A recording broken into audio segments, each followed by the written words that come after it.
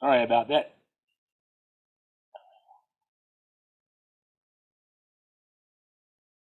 Mm,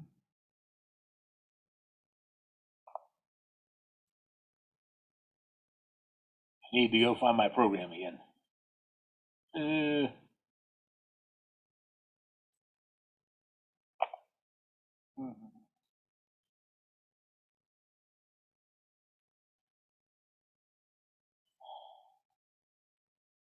I'll be right back here. I gotta.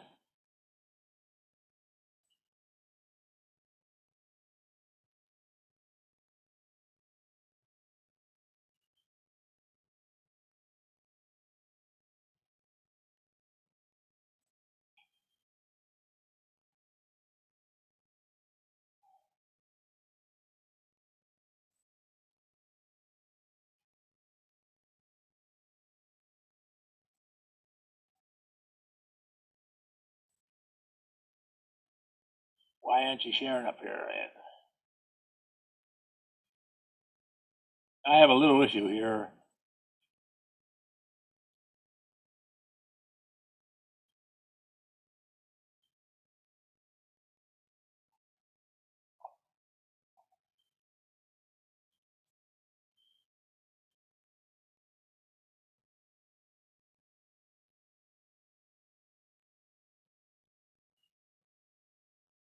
There we go.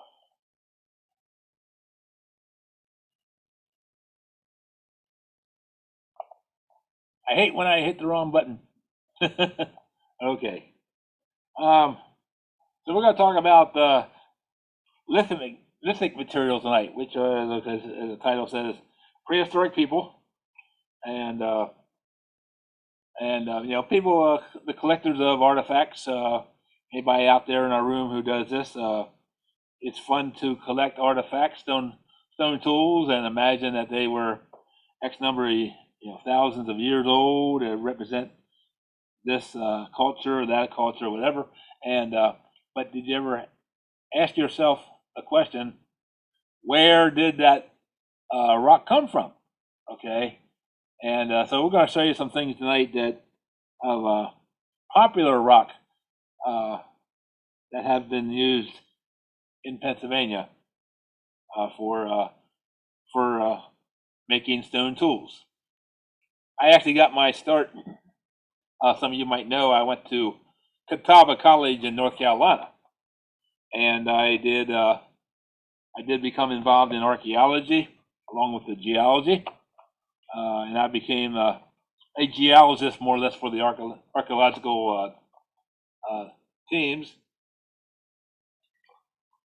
And we were actually under contract to survey 5,000 acres of what's called the Uwharrie National Forest within the Carolina Slate Belt, which is this area running right through central North Carolina. Very popular area. The rock was great for making stone tools. Sites everywhere, and this is kind of the example of the landscape that we were in. Very similar to Caledonia State Park. I always say this is a shot from Morrow Mountain State Park. The Atkin River, you may be able to see right there, but most of it's national forest land, and literally thousands of archaeological sites throughout. As I did mention, it's the Uwharrie National Forest, we had the contract to survey these 5,000 acres of forest land. They were going to timber the acreage, and they had to make sure that there wasn't anything of a valuable resource out there that could be destroyed through their timbering.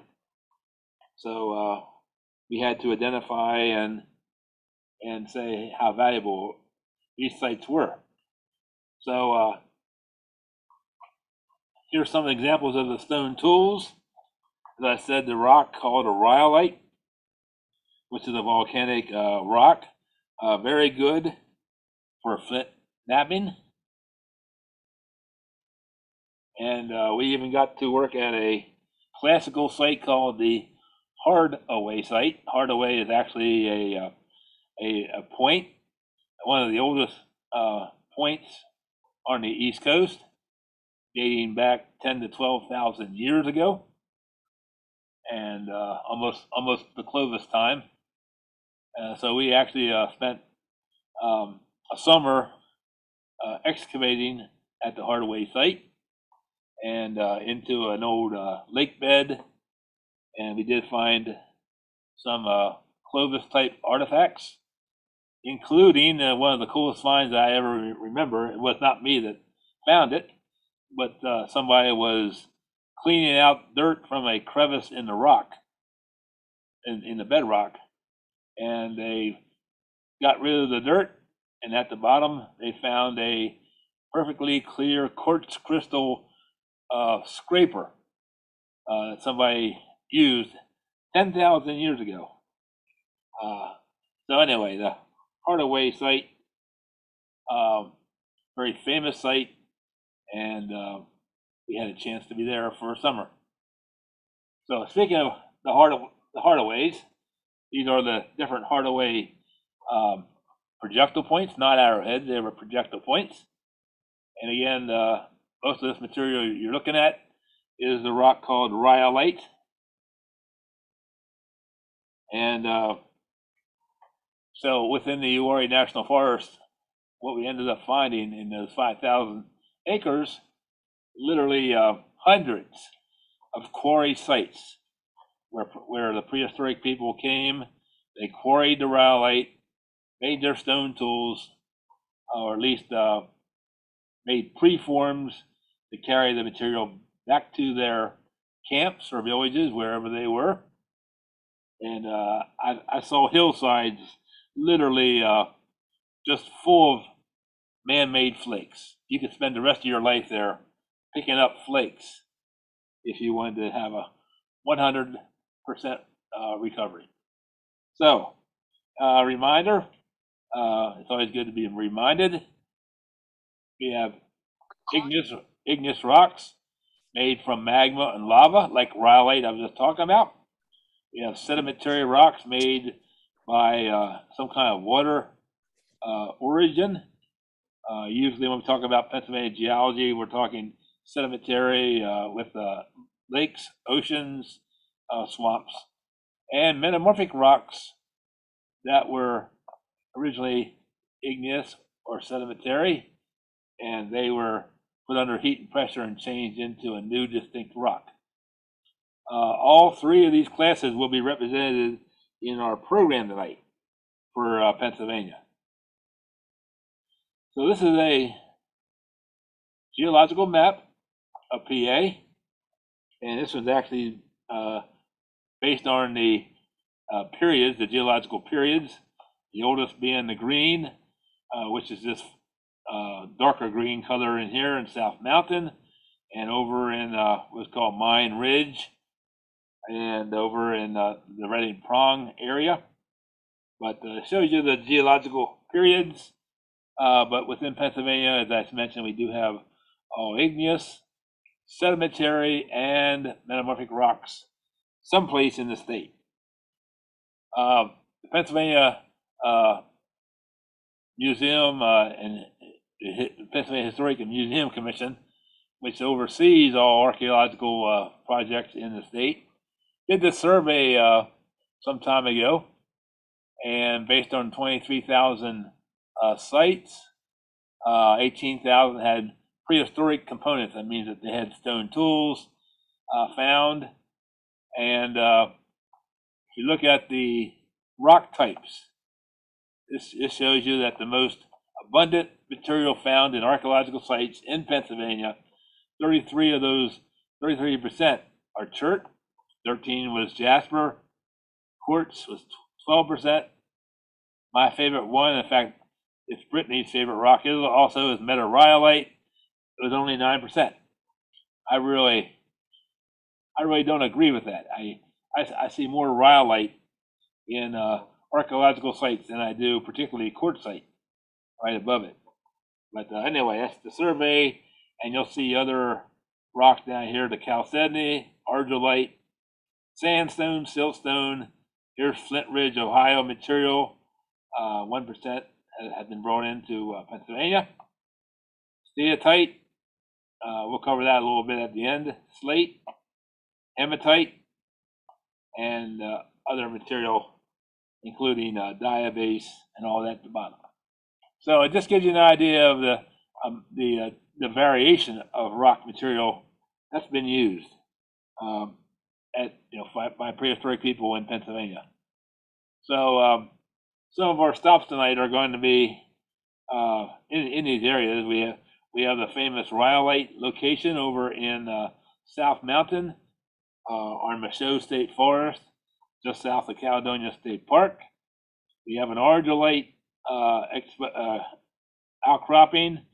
This is actually near Carlisle area. Soapstone, southern York County and in Lancaster County. A little jasper showing up right where Delaware, Maryland, and Pennsylvania come together, as well as the more famous Veracruz jaspers near Allentown. There's some quartzite coming out of what we call the Chickies Formation in northern Lancaster County and up into the Reading Prong, and argillite again along the Pennsylvania-New Jersey border. And back to the quartzite. There's also quartzite found out here in the Appalachian Mountains that could be used for stone tools. And really to tell the two different quartzites apart, between this quartzite and the quartzite out here in the Appalachians, it's pretty hard to tell them apart just by visual observation. So we're going to start a carball run, the metarrhyolite quarry. This is actually probably the next to the jasper over at Veracruz near Allentown. The carball run site is probably a very famous site. It's cool place to go visit. We've had people there on tours, part of our day tours through South Mountain. Metarrhyolite again. Rhyolite is a volcanic rock similar to granite, but it was lava. Meta only saying that it's been changed by heat and pressure a little bit. So Carball Run site is actually located in Adams County, just almost into Franklin County. On Snaggy Ridge is the topographical high. If you walk in, there's actually a road called District Road that has a very small parking lot, and it's about a half-mile walk into the top of Snaggy Ridge. I'll show you what you find up there. Route 30 is kind of like 3 inches above your top of your screen. The Caledonia Golf Course is just off the screen at the top for reference sakes. So it's now called the Carball Hollow Nature Area. And as I said, it's within Morrow State Forest in Adams County. So here's an outcrop of the metarrhyolite. In fact, this is very close to where the prehistoric quarries are located. This is actually one of the landmarks you use when you're walking up the trail and you see this outcrop to your right. You need to turn to the right and go walking to the left of this outcrop to the top of a Snaggy Ridge right out here. Some of the rhyolite looks like this, where you can actually see the flow bands of the lava that have weathered. Material can be reddish. It also can be blackish in color, very fine grained. In other words, it's almost not quite like obsidian, but it's very fine grained and certainly breaks with a conchoidal fracture. Another piece of rhyolite which was worked by us. Okay, so you can see how it was kind of breaking. The cortex, that's the weathering part of the rock, is kind of a whitish. But the rock itself, as I said, can go from a gray to a black. Here's another outcrop of the metarhyolite. Very massive looking. You will notice how the rock is kind of like appears to be tilted to the right slightly.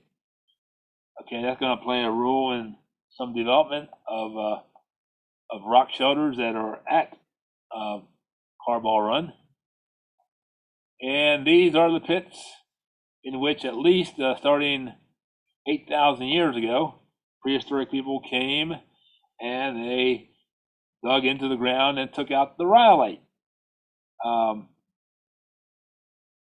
That's the oldest artifacts that have been found anyway, to this point, are about 8,000 years old. There are numerous pits on top of Snaggy Ridge, which we are located here now. This is like looking north toward Route 30 or to the Caledonia Golf Course.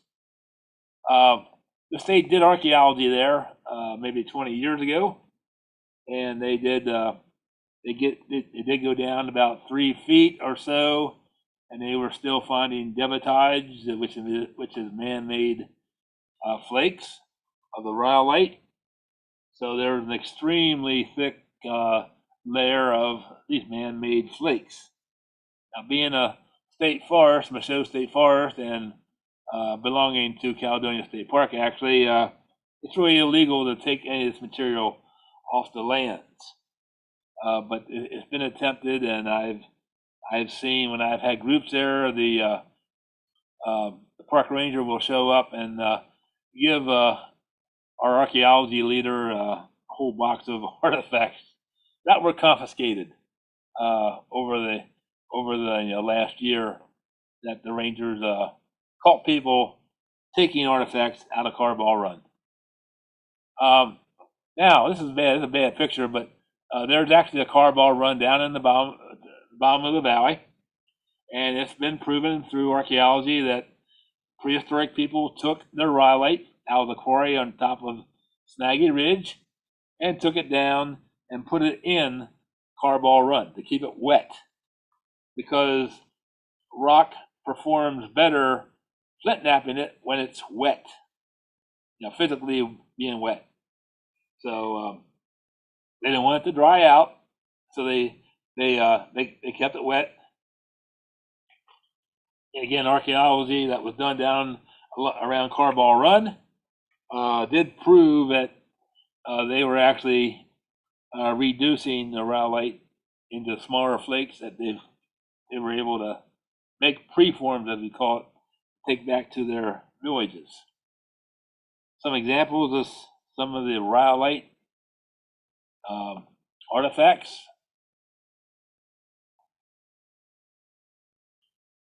As I said, there are rock shelters based on just the natural tilt of the rock over geologic time.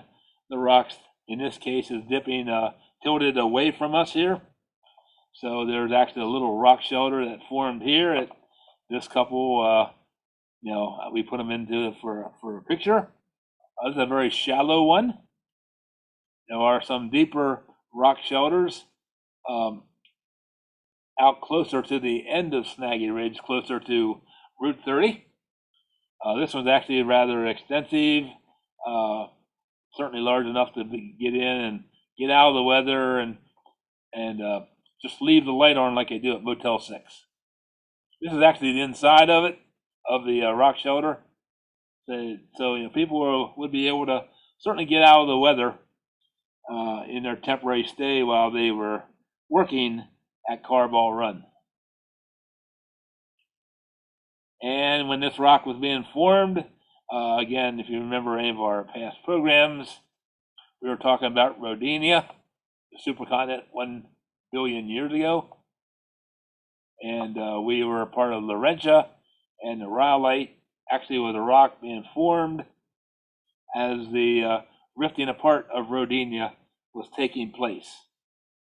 So the rhyolite that we have at Carball Run basically is about 540 to 600 million years old.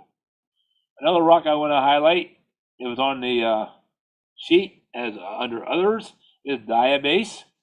Diabase is a pretty common rock in southeastern Pennsylvania, and again, an igneous rock. It did not form on the surface of the earth. It actually formed inside the earth, probably 4 to 5 miles deep. Cooled cooled into a rock. But again, it was been used by prehistoric people in making of bulls and other artifacts I'll show you in a second. The classic site for diabase, as I lectured to you before, is the Gettysburg Battlefield, Devil's Den. This is called balanced rock because it's basically balanced on other pieces of diabase. So if you want to see diabase, you go to Devil's Den. Now diabase can come in like two different textures, where the lava, actually the magma cooled quickly, relatively speaking. The crystals are fine grained. You can't hardly see any crystals in here, but when the magma cooled slower, it was able to produce larger crystals, and you can actually see, in this case, large feldspar crystals within the darker matrix. So diabase comes in two different textures based on its place in this big magma body. And again, this is a side view of where diabase could and will form, either in what we call dikes that are vertical going across the layering of the rock, and even in some cases, like at the Gettysburg, we have magma bodies that are parallel with the bedding. Those are called sills, and even a laccolith, which is a domed up magma structure. We can have diabase. So southeast Pennsylvania, all the red coming through here, through Adams, York, Lancaster, part of Chester, Lebanon counties, over into Bucks, Montgomery. This is diabase. Diabase is rather rare other places in Pennsylvania, except for just several dikes that are going across into the Appalachians in this area right here. So our source of diabase, if you find diabase artifacts, probably came out of this region in what we call the Gettysburg, Newark, lowland section of the Piedmont. So axes. This is actually a chopping, like a chopping stone. It was halved to a shaft. You can see the groove there. Here is a diabase axe that was again halved, made out of diabase, very, very tough. And this is a cool, like a pick diabase artifact, all from Pennsylvania. So very durable. Grinding stones, I've seen depressions in the diabase where prehistoric people were grinding maybe seed or grain, and like a mortar and pestle, and they're using that diabase because of its durability. Over in the Haldeman Mansion in Lancaster County, Mr. Haldeman was a great collector of artifacts, and this is a hand used, again, looks like a pick that was broken. And I put this in here because you can see how the diabase weathers. It weathers into a brownish color, but the center is still its natural light gray color. All right, so I've shown you this before if you've been with us a number of times, particularly when we talked about the Battle of Gettysburg. But to make a flake, if you're flint knapping in tools, when you hit the rock with another rock, the area that you hit is called the platform. It forms a flat area, okay? And under the platform, because you have created percussion, there actually is a bulb of percussion sticking out from the compression. You may have ripples from the percussion waves passing through the rock. Sometimes you have these hatcher lines that are going perpendicular to the ripple marks going on. And the reason I show you this is that at the Devil's Den at Gettysburg, I have a theory. I have not been able to prove it yet, working on it. But here's what I think is a platform where something huge hit the rock to make the platform. And here's the bulb of percussion. And you see ripple marks going around. My theory is, I think, in this case, a large cannonball came down at a very steep angle and broke the rock. That's my theory. As I said, I've not been able to prove it yet. I need to get Penn State down here to do what's called a shocking test on the rock to tell me if the minerals in that rock have been put through any kind of shock experience, similar to what you would get if a meteorite hit the ground and shocked the rock. All right, Washington Borough. Anybody knows where Washington Borough is? It's south of Columbia in Lancaster County, right along the Susquehanna River. And as the historical marker says, it contains the highest concentration of archaeological sites in Pennsylvania. So, covering about 11,000 years of history, including the Susquehannock Indians. At Washington Borough, I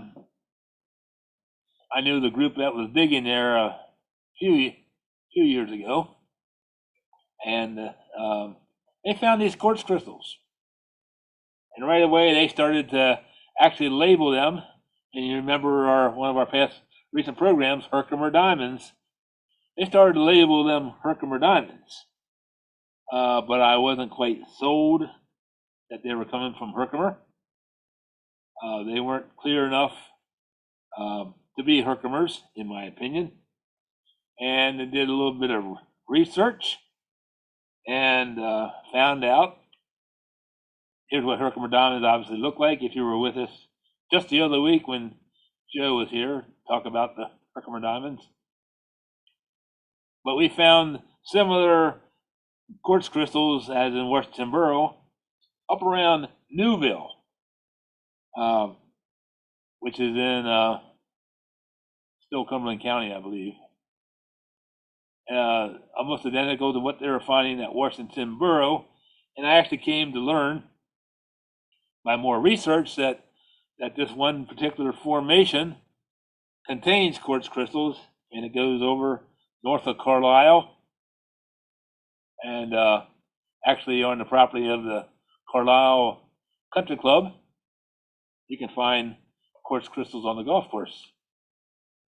So, within any place where that particular formation is exposed in the Appalachians, you should be able to find quartz crystals within the Chambersburg Formation.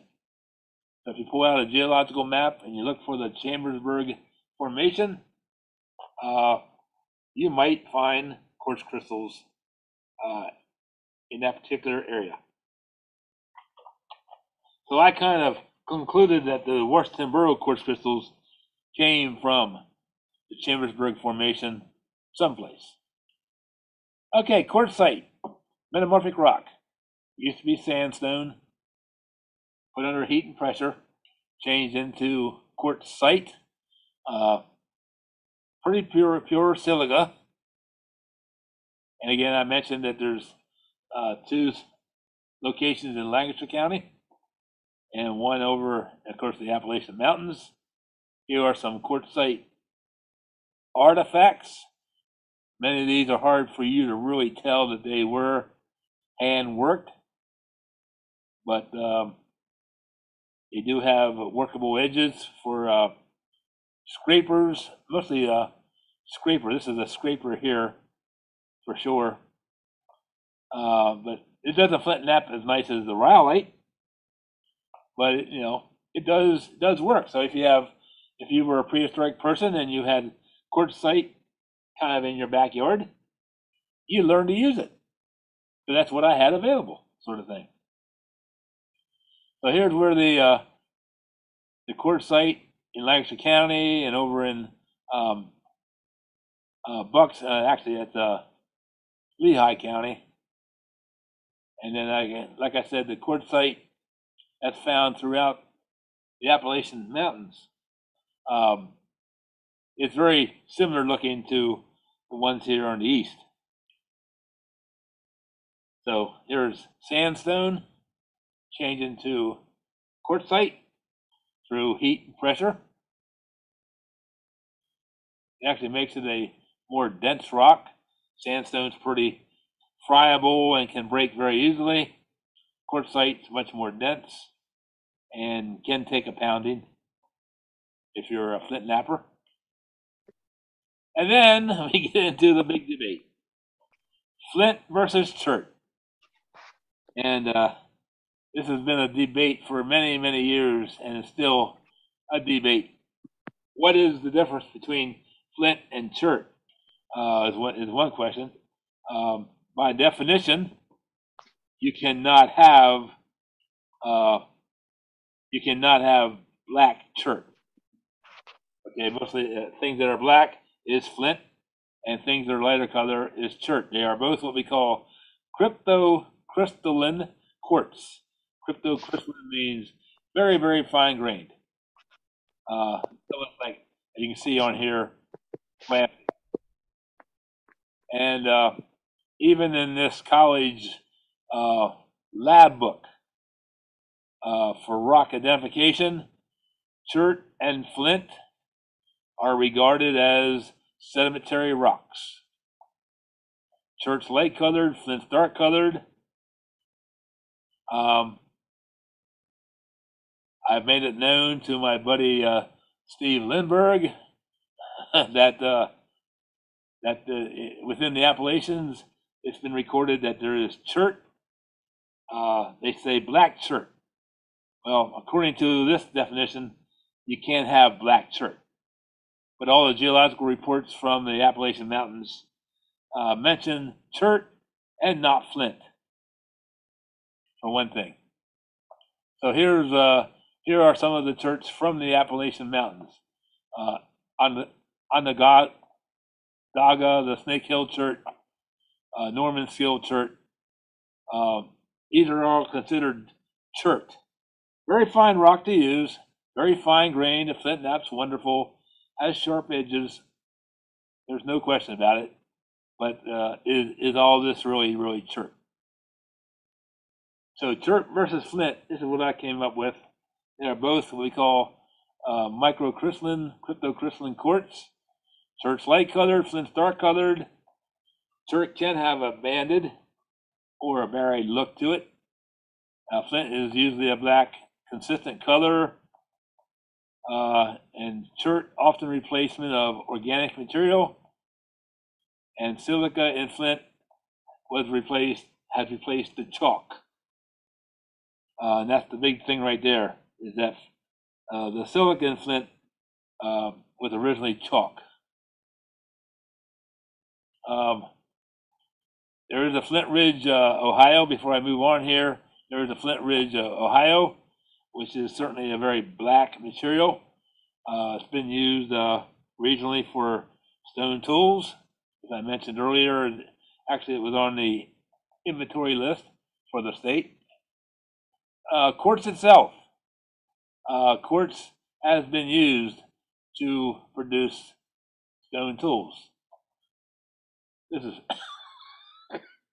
is probably the toughest rock, actually mineral, to identify if it was worked by man or not, because quartz does break in a clam-shaped pattern oftentimes, and sometimes, like I said, really, really tough to determine was it worked by man or not. But quartz comes in all kind of varieties. Quartz crystals. Here's rose quartz. You have smoky quartz, citrine, amethyst. They're all types of quartz. And I told you the famous story probably when I was in college for my first mineralogy course. I had to identify 50 minerals in a box in a semester, and the only test in that semester in mineralogy was your final exam, where you had 2 hours to identify 20 different minerals. So you had these 50 minerals in your head, how to identify them, how they stand apart from other ones, and our professor laid out 20 different types of quartz for that test. So basically every answer for that exam was quartz. But who would ever thought about that? That's why he left the same year I graduated, sort of thing. So here's some quartz artifacts, stone tools. Okay, in the shape, okay, yeah. Some look like, projectile points.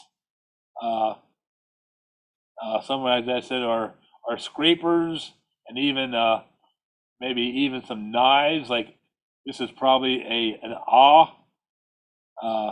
tool. Some of these are knives. Perhaps this one right here is a knife. But again, quartz is really, really hard to look at the edges and say that was worked by man or was that done by nature. Okay, the Veracruz jasper, as I said, over near Allentown. There's a wonderful prehistoric quarry in the Hardaway Formation where they find this reddish brown jasper. They still find it today. And jasper is an impure variety of silica, usually red, yellow, brown, or green. As I mentioned earlier, chert and flint are sedimentary rocks. Jasper is actually a mineral. It's a type of quartz formed as a result of silica replacing volcanic pyroclastics, or put it better, ash, volcanic ash. So that's the big difference between jasper and chert and flint. Okay, jasper is a mineral. Chert and flint are sedimentary rocks. So here's some of the Veracruz jasper. Look at the waxy look on that. See how fine grained that is? Boy, that's great stuff. If you're a flint knapper, you want to lay your hands on that to make your own stone tools. It's just great stuff. So, and it was highly used. You see that in many archaeological sites in Pennsylvania. Okay, argillite. This is a sedimentary rock. It's really a hardened shale. The Locatung Formation in New Jersey, Pennsylvania border is the one locality where it's been used. This is actually a piece of argillite that's been worked. You see the flaking scar patterns on here that are not done by nature. That is hand worked. Again, double serrated, so it was a knife in the tool box. Here's some other argillites made. Again, you might call these, some of these arrowheads. Actually, arrowheads weren't around until 1,500 years ago. And so they were projectile points or just regular other tools. Another rock called the serpentinite, steatite. This rock is only exposed in extreme southeastern Pennsylvania, mostly in Adams County and Lancaster County and Chester County, where you see the S's on this particular slide. This is actually the Mason-Dixon line in Lancaster County, 222 coming down through, and it's within the serpentinite region where you can find steatite, which is a talc, very soft, feels greasy, very easy to hand carve, and that's what steatite was being used for, was carving of bowls. Here is a steatite within the serpentinite in in Chester County, Pennsylvania. So these are little steatites within the serpentinite rock.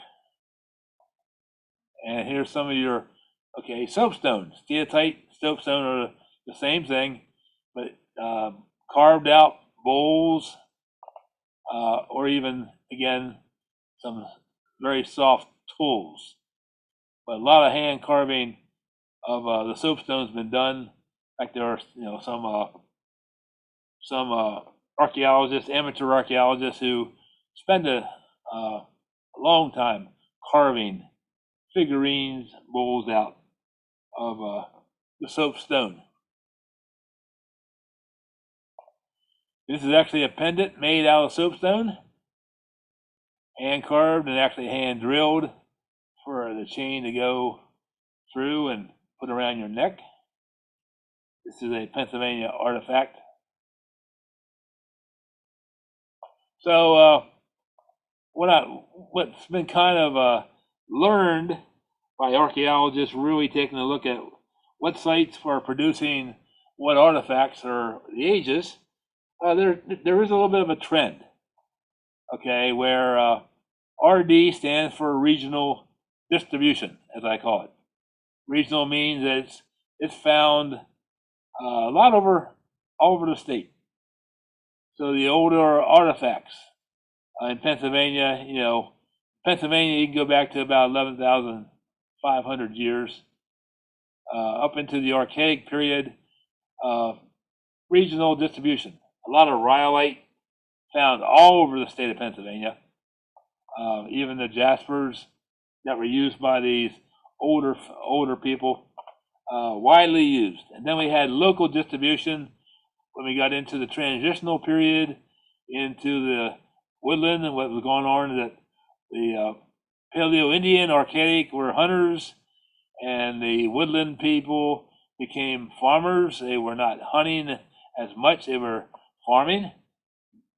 So they were actually learning to use local rock material for their tools. Okay, not as much rhyolite was actually used by these cultures during these ages. But then later on, when we get back into the middle woodland, late woodland, and into the contact period, we again see a movement back into regional distribution, where people again started to use the rhyolites, for example, and making the triangular. These are now arrowheads points. These are not projectile points; they're arrowheads. So that's kind of a little evolution that we see as far as how these things were being used.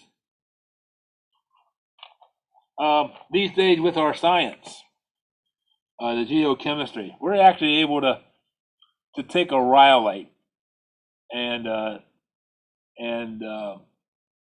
do a geochemistry on a rhyolite artifact and look at the geochemistry of the rhyolite, for example, at Carball Run, and we can conclusively say that artifact came from Carball Run. Or that artifact, the handprint of it, chemical analysis is not close enough to be Carball Run. It came from another source of rhyolite. So these days, and even with the quartz sites, ardolites, anything I talked about here, pretty much, we're able to actually do geochemistry now, and if we have a handprint of for example, a quartzite from Lancaster County, and we find an artifact of quartzite in a site and do the geochemistry, it may match the one quartzite from Lancaster County. It'll say, well, that came from Lancaster County. Okay, we can do that, and that's what we started to also do down in North Carolina within the Slate Belt before I left the area and came back home here to York. So that's the end of the program for that one. Might shed a little bit of light on things,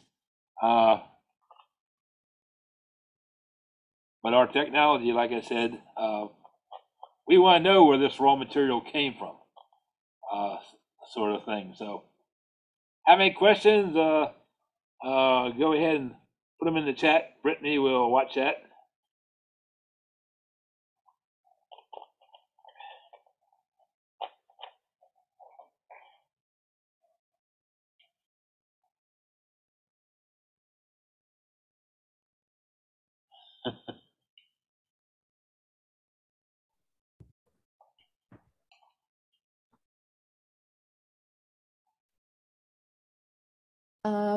Andrew would like to know, how long does it take to drill rhyolite?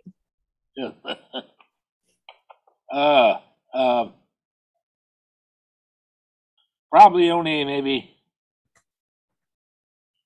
20, 25 minutes with another rock, with an rock. When I was in college, I actually took a lithic technology course, and I had to make my own stone tools and test them on different materials to see the wear and tear pattern, including putting a hole into one of my tools just for experiment. Good question.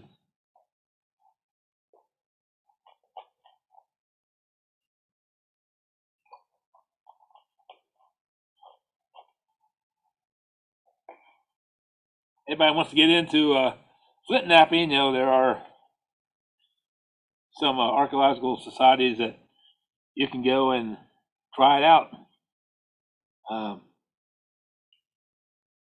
know, Brittany, there's a couple of members within your rock club that do that.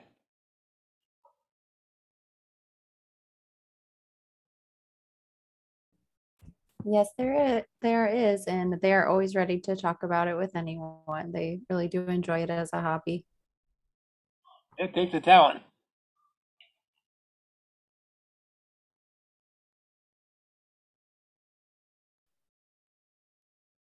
All right. I'm not seeing any other questions. I guess I told them everything I know. I just found out my new electric toothbrush is not waterproof. Man, was I shocked. Oh my. We have to unmute to groan at those jokes, Jeri. Yes, I saw the comment. I see a comment here. A talk on the geology of radon gas.